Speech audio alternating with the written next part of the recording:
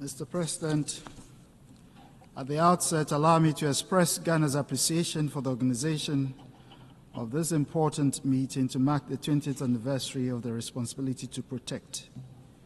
In 2005, when member states endorsed the responsibility to protect at the World Summit, we affirmed our collective support for the principle that in the face of genocide, war crimes, ethnic cleansing, and crimes against humanity, we would not remain paralyzed.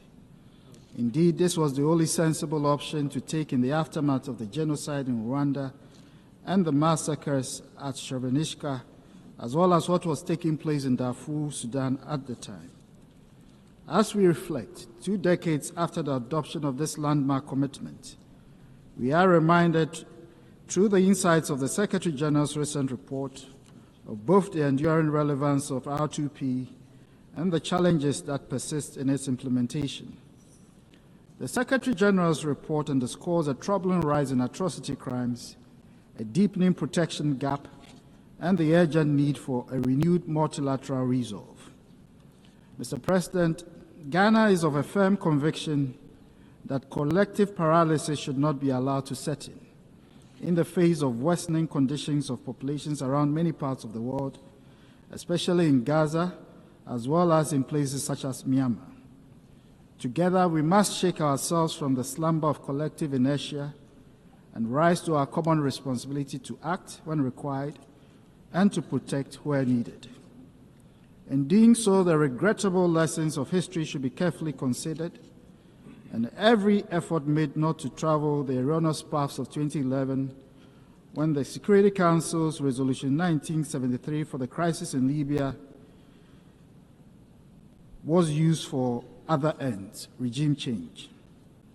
The mistrust that has developed since the Libyan crisis is deep, and the motives that drive the operationalization of the principle of R2P would forever be questioned. However, global responsibility cannot be ignored for those most in need.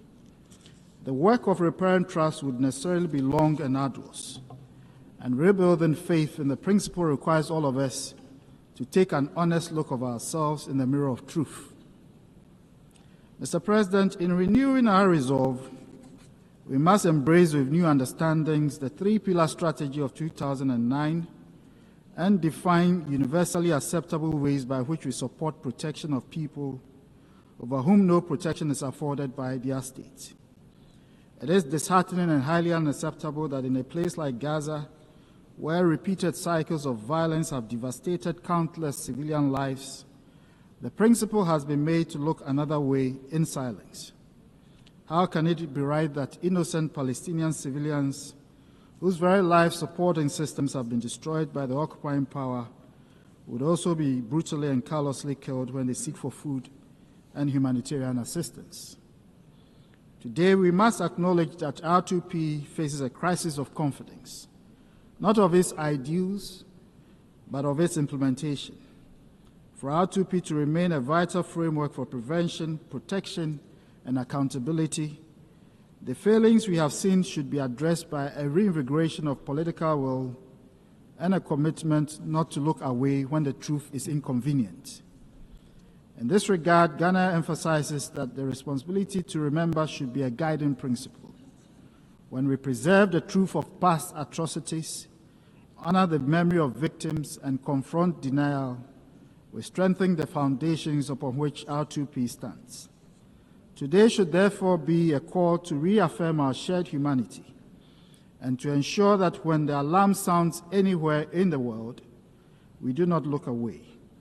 Only by that way do we make the R2P principle relevant, both as an expression of political commitment and as a blueprint for action to prevent and end genocide, war crimes, and crimes against humanity. In conclusion, Ghana reaffirms her commitment to paragraphs 138 and 139 of the 2005 World Summit Outcome Document relating to the responsibility to protect, and joins in the call for the consistent and balanced implementation of the principle on the basis of the 3-pillar framework. Ghana will support the required multilateral efforts to ensure the global community never again fails to stop the mass atrocity crimes of genocide, war crimes, and ethnic cleansing and crimes against humanity. I thank you, Mr. President.